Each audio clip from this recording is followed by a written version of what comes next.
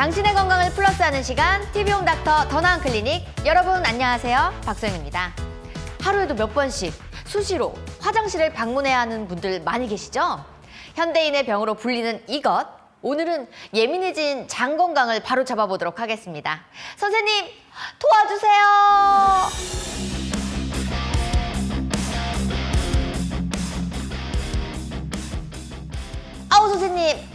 선생님, 오늘은 어떤 건강 주제를 가지고 오셨을까요? 저는 조금 알 것 같긴 한데 어떤 걸까요? 오늘은 스트레스를 받거나 식사만 하면 배가 아픈 과민성 장 증후군입니다. 이 과민성 장 증후군, 정확히 무엇이고 어떤 대장의 문제일까요? 우선 대장의 문제가 주를 이루지만 위장관 전체 기능의 문제라고 보시는 게 맞고요. 다른 기질적 요인 없이 복통이나 복부 불편감이 배변 습관의 변화와 동반되어 6개월 이상 반복적으로 나타낼 때 과민성 대장 증후군이라고 할 수 있습니다. 제 주변에도 이런 증상을 겪고 계신 분들이 정말 많거든요. 네네. 주로 어떤 증상을 호소하게 되나요? 주로 복통이나 복부 불편감, 배변 습관의 변화, 그리고 복부 팽만감이 가장 많이 호소하시는 증상입니다. 이렇게 방금 말씀해주신 배변 습관의 변화란 어떤 증상을 이야기하는 걸까요? 뭐 화장실에 자주 가는 것을 의미할까요? 아니면은 먹자마자 바로 화장실로 달려가시는 분들도 계시거든요. 우선 그런 거를 통틀어서 이제 제일 쉽게 설명드릴 수 있는 게 대변의 딱딱함의 정도가 바뀐다고 말씀을 드립니다. 그래서 너무 딱딱하면 우리가 변비라고 하고 너무 무르면 설사라고 하죠.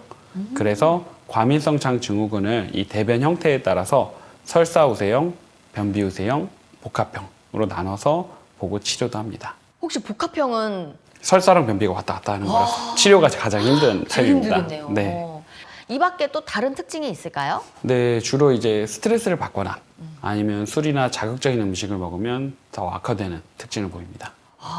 이렇게 화장실에 자주 가는 증상은 불안해서 또는 이제 조금 걱정이 되기 때문에 외출이 어려울 것 같긴 하거든요. 네, 그것도 그렇죠. 이제 우선 과민성 장 증후군은 우리 이제 생명이나 건강에는 큰 영향을 미치진 않지만 삶의 질을 상당히 떨어뜨립니다. 그렇습니다. 이렇게 과민성 장 증후군으로 고생하시는 분들이 혹시 얼마나 있을까요? 우리나라의 과민성 장 증후군의 유병률은 약 10% 정도라고 합니다. 우리나라 인구의 10%면 네. 많은 비중인가요? 10명 중에 1명이니까 많이 앓는 편이죠. 특히 여성의 경우 남성보다 2배 정도 많다고 하고요. 고령에 비해서 젊은 층이나 중장년층에 더 유병률이 높습니다. 원인을 알아야 해결을 할 수 있을 것 같은데요. 이 과민성 장 증후군은요, 발생 원인이 정말 궁금합니다. 과민성 장 증후군을 발생시키는 원인은 여러 가지가 복합적으로 작용한다고 하는데요. 가장 대표적으로는 앞에 보시는 이 4가지가 이 원인으로 꼽힙니다. 첫 번째는 위장관 운동의 변화인데요. 우리가 음식을 먹으면 장이 움직입니다. 하지만 과민성 장 증후군의 환자의 경우 이 장의 움직임이 더욱 격렬하게 발생해서 통증을 유발할 수 있습니다. 두 번째는 내장 과민성입니다. 방금 전에도 장이 움직인다고 말씀드렸는데요. 장이 움직이거나 아니면 이제 장에 대변이나 가스가 차서 장이 팽창될 때 그것을 느끼는 민감도는 사람마다 천차만별입니다. 그래서 똑같은 장의 움직임이나 장의 팽창에 대해서 누구는 통증을 느끼고 누구는 통증을 안 느끼기 때문에 과민성 대장 증후군이 발생하기도 하고요. 세 번째는 장내 세균 불균형입니다. 사람마다 가지고 있는 장내 세균총은 다 다르다고 합니다. 하지만 어떤 사람은 그 음식이 들어가면 가스를 빠르게 많이 만드는 장내 세균을 가지신 분들이 있는데요. 그런 분들이 그 장내 세균의 불균형 때문에 과민성 장 증후군이 발생하기도 합니다. 혹시 이 장내 세균이 많으면 가스가 많이 생기는 건가요? 많다기보다는 장내 세균이 종류가 아주 여러 가지인데요. 그 중에서도 이제 그 가스를 많이 만들어내는 장 세균을 가지고 계신 분들이 있어서 그게 문제가 되는 거죠. 아니, 그렇다면 이 가스를 혹시 네. 참게 된다면, 사람들이랑 있어서 좀 참고 이렇게 가스를 못 나가게끔 계속 막는다. 그럼 혹시 몸에 건강에 이상이 생길까요? 큰 이상은 아니지만 배가 아프겠죠. 그래서 이제 뭐 가끔 가다가 옛날에 비해서 이제 방귀가 늘었다 뭐 그런 얘기 하시는데 참 어려운 문제죠. 그래도 참지 않고 배출을 해주는 게 좀 더 좋긴 하겠. 왜냐면 또 이거를 계속 배출하다 보면 버릇이 될 거 아닙니까? 특히 뭐 대세에 영향을 미치진 않을 것 같습니다. 네. 제가 요즘 하고 있는 고민이어서 한번 질문을 네. 드려봤습니다. 또 그렇다면 또 심리적 요인은 어떤 걸까요? 네 번째는 심리적 요인입니다. 아직 정확한 기전은 밝혀지진 않았는데요. 뇌랑 장은 신경물질로 연결이 돼 있다고 합니다. 스트레스를 받게 되면 이것이 이제 장을 자극하게 돼서 과민성 장 증후군을 발생시키거나 악화시킬 수 있습니다. 아, 이 스트레스를 받으면 장으로 가는 그런 영향이 좀 크다는 말씀이시네요. 네, 대표적인 예로 시험날 되면 다들 아침에 설사하러 친구들 많이 가잖아요. 그렇죠. 예, 그런 것도 이제 이거의 어느 정도 일환이라고 보시면 됩니다. 인간은 그렇게 머리 스트레스랑 장이랑 연결이 돼 있습니다. 이렇게 원인이 정말 다양한데요. 그만큼 치료에도 어려움이 있지 않을까 싶습니다. 먼저 병원에 가서 진단은 또 어떻게 내려지는지 궁금합니다.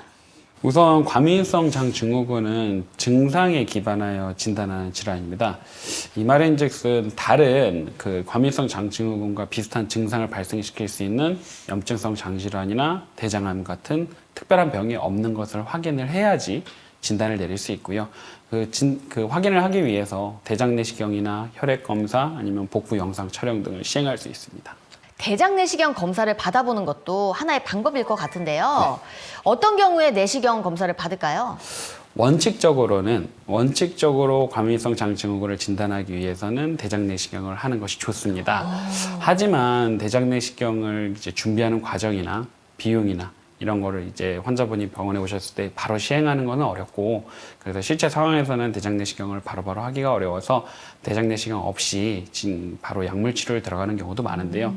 하지만 항문에서 출혈이 있거나 아니면은 이유 없이 체중이 감소하거나 야간에 소화기 증상으로 잠이 깨는 경우, 또는 50세 이상에서 갑자기 배변 습관에 변화가 동반되는 경우, 그리고 소화기암 가족력이 있는 경우에는 꼭 대장 내시경을 해보는 것이 좋습니다. 혹시 다른 질병이 아닐까 의심해 봐야 하는 경우도 있을까요?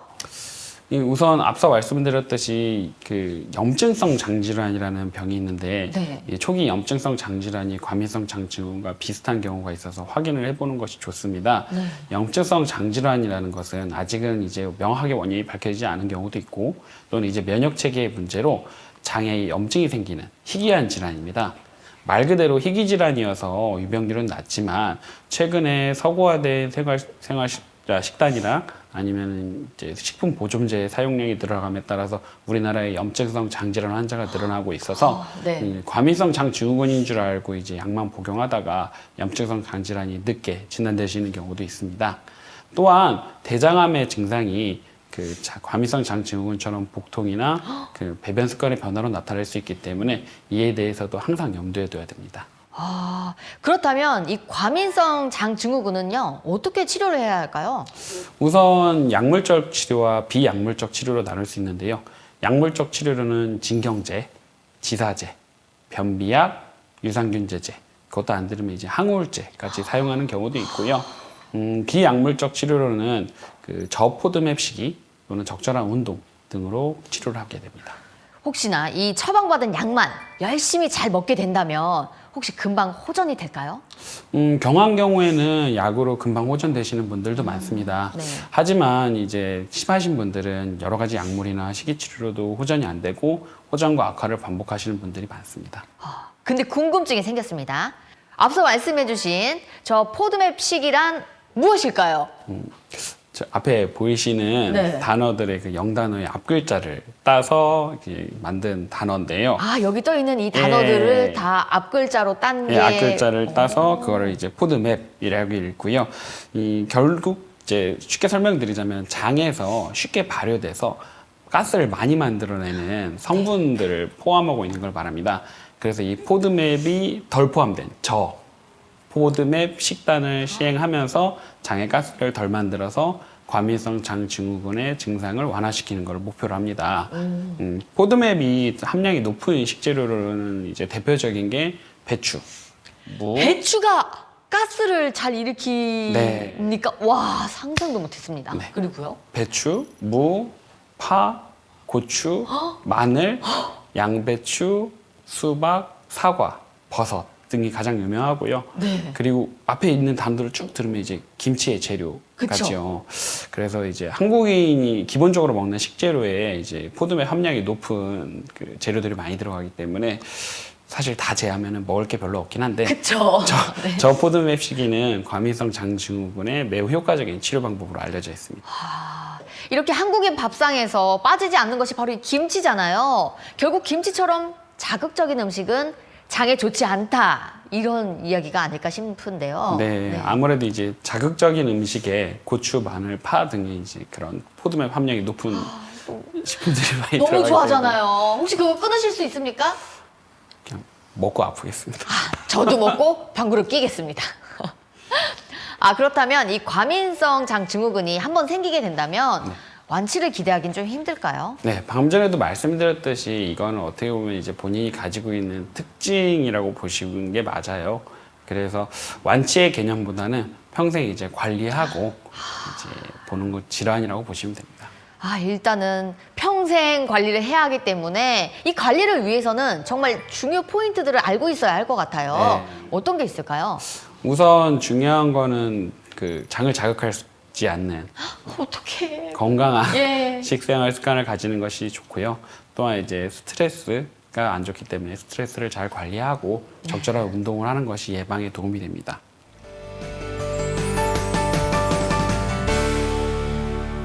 지금까지 주요 내용 다시 한번 짚어볼게요. 먼저 과민성 장 증후군은요, 원인은 어떤 걸까요? 위장관 운동의 변화, 그리고 내장의 과민성, 장내 세균총의 불균형, 그리고 심리적 원인이 있습니다. 진단과 치료는 어떻게 이루어질까요? 우선 다른 기질적 질환이 없이 복통이나 복부 불편감이 배변 습관의 변화를 동반하여 6개월 이상 반복될 때 진단할 수 있습니다. 치료는 약물, 식이요법을 통해 치료를 하게 되고요. 진단을 위해서 대장 내시경, 혈액 검사, 복부 영상 촬영 등을 시행할 수 있습니다. 선생님, 병원에 꼭 방문하여 검사를 받아야 하는 경우가 있다면 어떤 환자가 해당이 될까요? 항문 출혈이 있거나 이유 없이 체중이 감소하거나 야간에 소화기 증상으로 잠에서 깨는 경우, 50대 이상에서 배변 습관 변화가 발생한 경우, 그리고 소화기암의 가족력이 있는 경우에는 꼭 병원에 오셔서 검사해 보시는 것이 좋습니다. 감사합니다. 오늘은 과하게 예민해진 나의 장 문제, 과민성 장 증후군에 대해서 알아봤습니다. 결국 만병의 근원인 스트레스를 줄이고 자극적인 음식과 이별하는 것이 가장 좋은 실천법이라는 거 여러분 잊지 마세요. TV홈닥터 더 나은 클리닉, 오늘은 여기서 인사드리도록 하겠습니다. 시청해주신 여러분 감사합니다.